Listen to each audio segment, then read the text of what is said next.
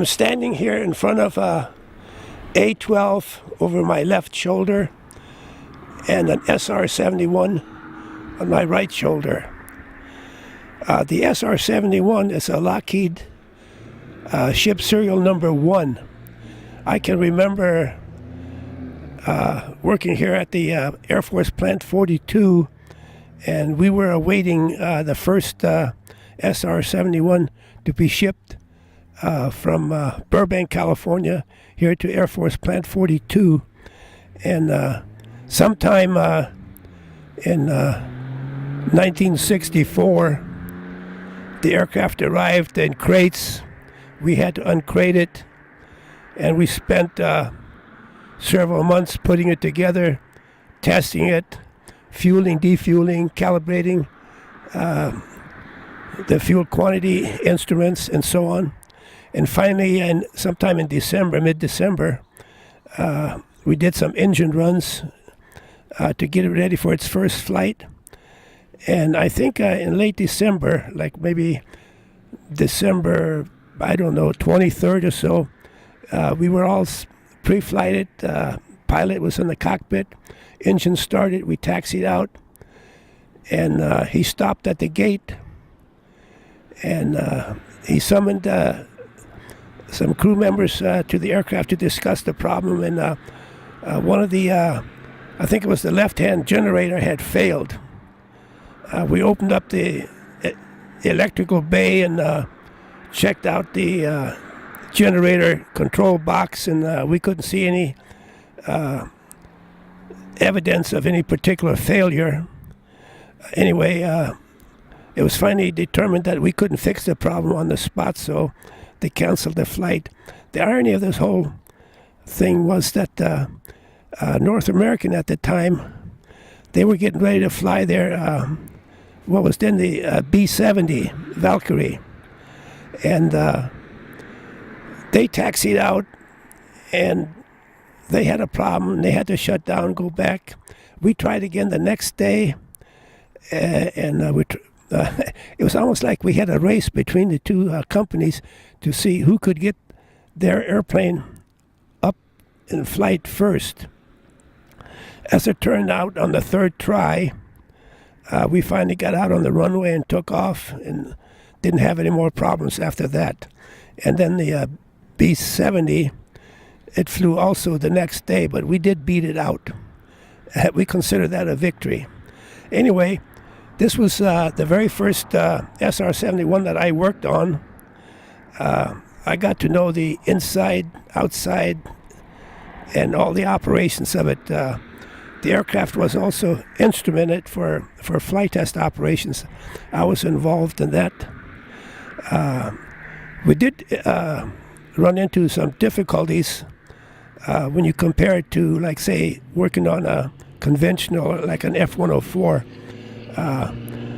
If you had to do any soldering on the aircraft, for instance, they didn't use lead solder because lead solder would just melt in flight, and the circuit would just come apart.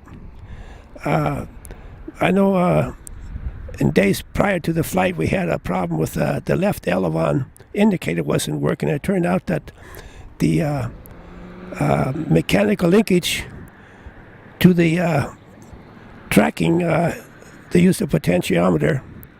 It turned out to be okay, but it had a defective connection. So in order to fix it, you had to use a small arc welder to make the connection. You used a silver for solder, and it was quite a chore to work on this aircraft. Nothing on it was easy.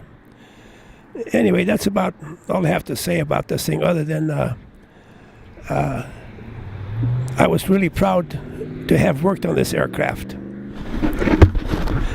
This is the Pratt & Whitney J58 engine that was used in the SR-71.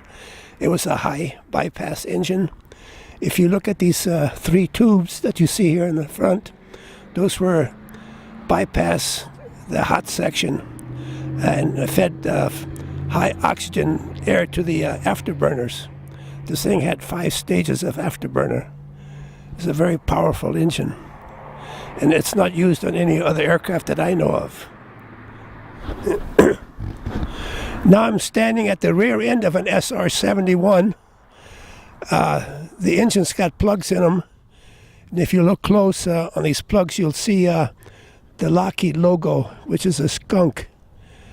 And if you're curious how they came by a skunk as being their logo, it's a long story, so I won't go into it right now. Anyway, you should be able to get a good look at it.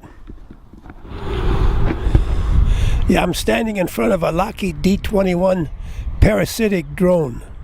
Parasitic means it was carried by another aircraft.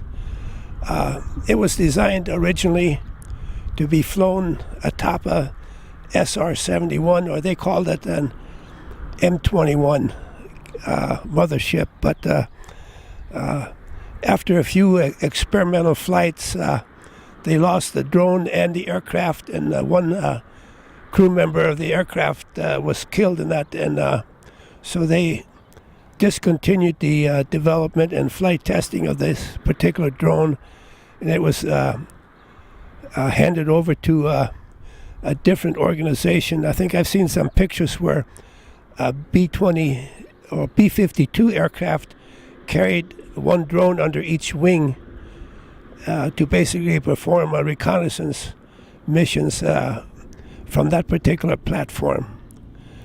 But anyway, this here is just a museum piece now, even though it has all the parts to it. And that's about it for it. This is an old U-2D model. It's been sitting in storage for a long time. It probably hasn't flown in over 20 years. It still looks the same or similar to U-2R or U-2S, but as far as the internals and the type of equipment they carry has been substantially upgraded. Anyway, this here just gives you an idea what a U-2 looks like.